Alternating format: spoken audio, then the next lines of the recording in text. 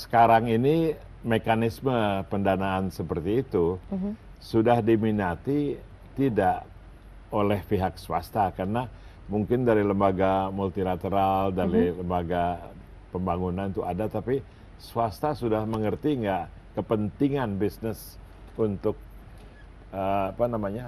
perpanjangan usia hutan. Iya dan tidak sebetulnya. Jadi dalam artian iya sudah banyak yang punya interest untuk mereka sudah tahu bahwa ini adalah hal yang penting dan pada akhirnya ini harus dilihat sebagai investasi karena mereka akan bisa dapat hasil nantinya gitu. Tapi memang jangka panjang. Cuma kalau saya bilang tadi tidak, itu lebih ke arah mereka butuh juga kepastian. Namanya juga swasta kan ya. Maksudnya nggak mungkin dia mau masuk ke satu bidang yang kemungkinan ruginya jauh lebih besar daripada kemungkinan untung. Kebanyakan dari mereka butuh kepastian dari pemerintah. Dalam artian memang apakah kalau mereka terjun di bidang ini tidak tahu-tahu peraturannya berubah, tidak tahu-tahu tadinya izin yang sudah dikeluarkan untuk mereka diambil. Hal-hal seperti itu yang menjadi risiko untuk dunia private dan memang saat ini yang sedang kita bantu ini saya untuk kasih bentuk. Pertanyaan bukan dalam rangka ujian nasional ya, kasih pertanyaan susah, tapi sebetulnya bagaimana mekanismenya seorang atau sekelompok investor swasta bisa dapat returnnya, jual apa gitu. Kalau orang nanam kelapa sawit, invest, tanam kelapa sawit, jual kelapa sawit. Kalau di sini dari mana returnnya? Ada dua sebetulnya. Kalau sekarang kita bisa bicara tentang Red Plus, yang pertama benefit dari karbon. Ini mungkin orang sudah banyak antipati nih karena emisi dulu, karbon, ya. Iya, jadi sebetulnya yang dinamakan karbon ini adalah reduksinya sebetulnya. Jadi hal yang tadinya harusnya muncul, hal yang tadi harusnya muncul kita cegah untuk muncul. Jadi kita dikasih reward gitu semacam dari itu. Mana itu? Rewardnya dari pasar sebetulnya. Ada pasar karbon. Ada pasar karbon gitu. Canggih. Jadi mirip seperti kalau diibaratkan, kalau saya suka kasih analogi pakai saham sebetulnya. Jadi diperjualbelikan begitu aja, di mana orang bisa ambil selisih margin dari jual dan beli, dan di situ sekundernya gitu. Betul, ada pasar sekunder dan juga ada pasar yang memang over the counter yang primer, antara yang pengurang emisi dengan yang akan memakai nantinya emisinya itu sendiri, kredit atas emisi. Itu yang pertama. Yang kedua, memang non karbon, dan ini yang sedang kita explore di Indonesia karena banyak sekali orang yang lupa gitu. Kadang-kadang orang mikir hutan cuma karbon aja, padahal tidak. Non karbon itu seperti konservasi. Betul, yang non-karbon itu seperti keanekaragaman hayati, seperti air, seperti kualitas udara, hal-hal yang memang bisa mendukung pada akhirnya ada penghasilan juga di situ, seperti ekoturism.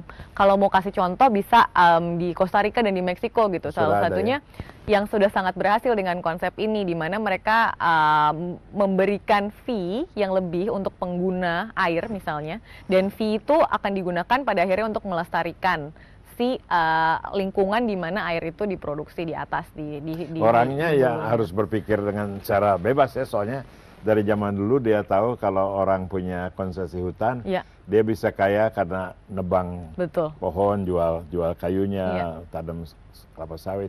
Sekarang justru dibayar untuk mengurangi penebangannya. Itu lucu. Tapi itu bisa ya, ada bisa. Ya jadi maksudnya ya harus diganti dibayar memang untuk berbuat baik. Biasanya orang bisa dibayar untuk nipu orang ya. Lucu jadi. Sekarang harus berbuat baik, betul. Jadi jelas ini suatu misi dan keharusan ya. Iya.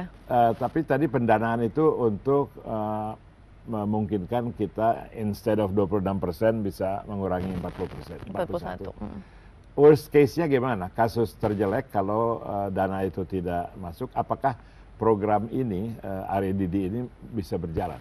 Sebetulnya bisa, dalam artian kan memang yang 26% sudah dianggarkan berdasarkan RAN GRK itu kan kita pure berpikir bahwa itu uangnya Indonesia gitu kasarnya. Jadi memang sudah ada rencana ke sana juga gitu dengan 26% ini. Hanya memang pada saat kita membiarkan orang untuk ikut andil, itu akan mempercepat prosesnya gitu. Seperti tadi Wewe bilang, banyak yang private sector butuh encouragement bahwa mereka di sini tidak sendirian, ada MDBs, ada multilateral donor, ada government lain yang ingin juga ikut berpartisipasi. Jadi mereka melihat ini sebagai peluang untuk masuk lebih cepat gitu sih sebetulnya. Oke, terasa nggak bahwa perjuangan ini selain teknis juga menyangkut perubahan cara berpikir? Sangat.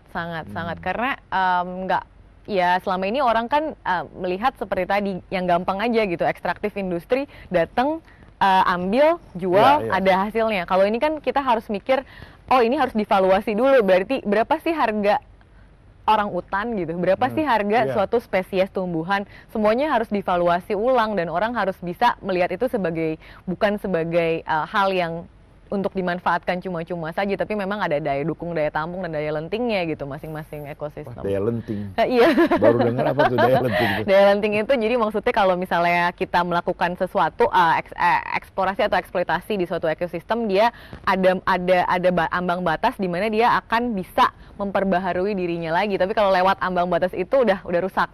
Kasih belajar satu istilah, daya lenting. Dengan pengetahuan itu kita break sekali lagi.